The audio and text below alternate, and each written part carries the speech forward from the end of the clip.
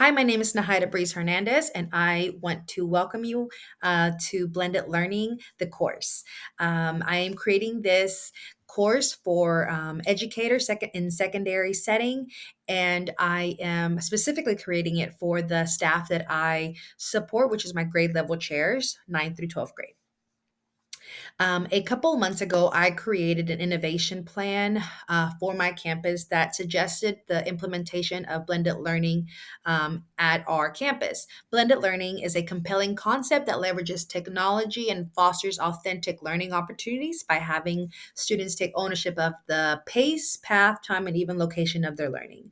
It's a wonderful thing. Many school districts are moving forward with the implementation of blended learning, especially after all of the findings after the pandemic. However, many school districts are rolling it out before adequately preparing their stakeholders and giving them enough time to process, learn, and unlearn behaviors. For this reason, I created a multifaceted and immersive experience course for my team as we transition to blended learning. Learners will dive deeper into the intersections of blended learning and how it intersects with growth mindsets, digital applications, creating significant learning environments, and again, how blended learning can cultivate choice, ownership, voice, authentic learning opportunities in our students.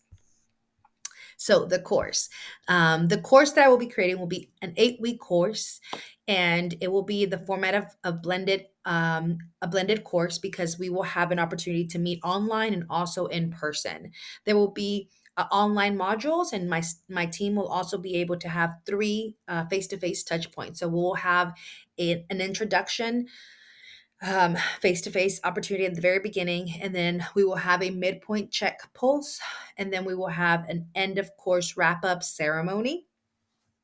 The three face-to-face touch points will be led by me, and it's to encourage and model vulnerability and to ask questions that will steer the conversation but not drive it. The instructional design for my course will be outcome-based education, or OBE, as the course is learner led and centered, not content centered. Learners will use real world experiences and personal context to construct and drive their learning. So this will inherently drive learners to deeper thinking. I also put a video that really details and elaborates on the outcome based education versus competency based, and and that's what I use to really help me make my decision on why I was going to go with outcome based education.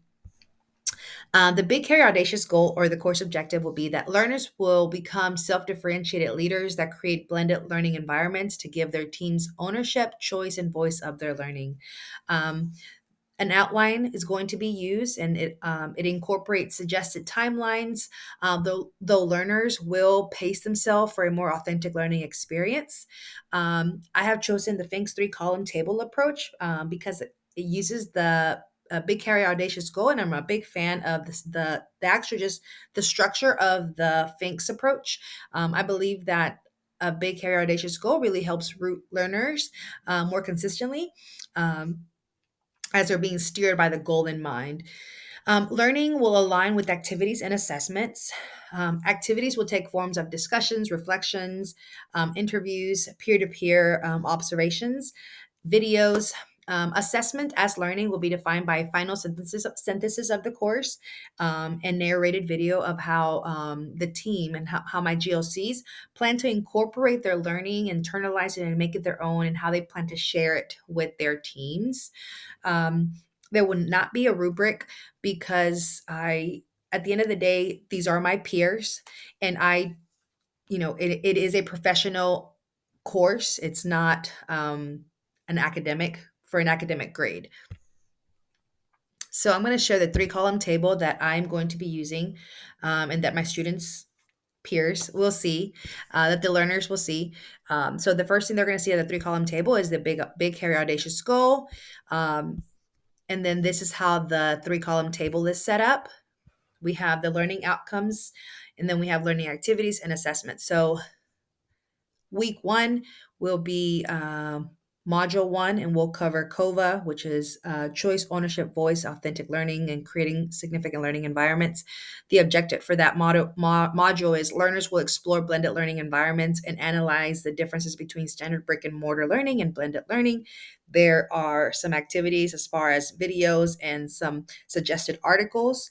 The assessment activities will look similar to like a reflection, a group discussion, and a Nearpod activity. Week two and three modules will be about influencing change, and the objective will be learners will explore factors that drive transformative change and create their personal why statements to steer influence. Again, I have some of the videos that they have to watch. The assessment will be a discussion and creating your own why statement. We'll also have a think, pair, share, Nearpod activity. Um, in week three and four, we'll talk about the intersection of blended learning and growth mindset. We'll hit on some John Dewey um, articles. We'll watch some Carol Dweck's.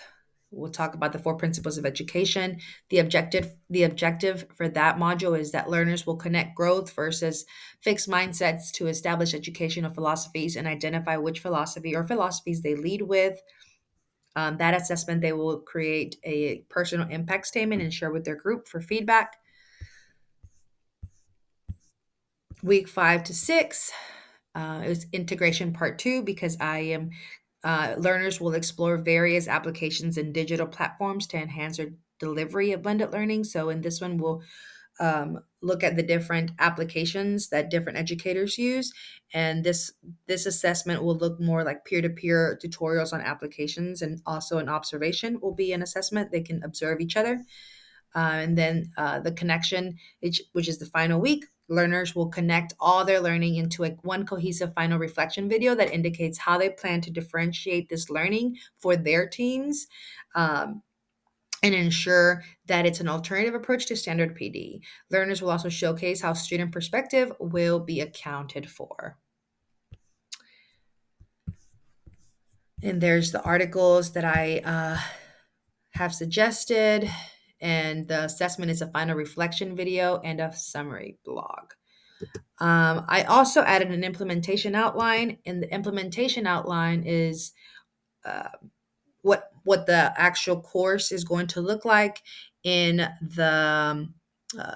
the platform that I'm using. I am going to be using Schoology for the LMS, and because it's a system that is in place already at my organization, so my staff is familiar with it. So again, for my outline, it just breaks down how the actual class will look. You have your course doc. The course objective will be at the very top. Course documents. We'll have weekly modules, and in the weekly modules, I'll have either a presentation, I'll have all the links, I'll have the required readings, an overview video, I'll have a discussion, and then assignments or assessments/assessments, and then assignment instruction, an example, and then submission criteria. Same breakdown for the rest of the modules. So module 2, module 3, the same thing. Module 4 and 5. Then we'll have another tab for discussion. We'll have a tab for grades, and then course communication is when they'll can find all of the recordings for our meetings. I am really excited about presenting this opportunity for the team I support, because you need more than 1 hour conversations regarding how grand blended learning is, and you need a whole village to really make it work. So I'm excited to get the needle moving by getting some people on board and letting them experience the fullness of blended learning. Thank you.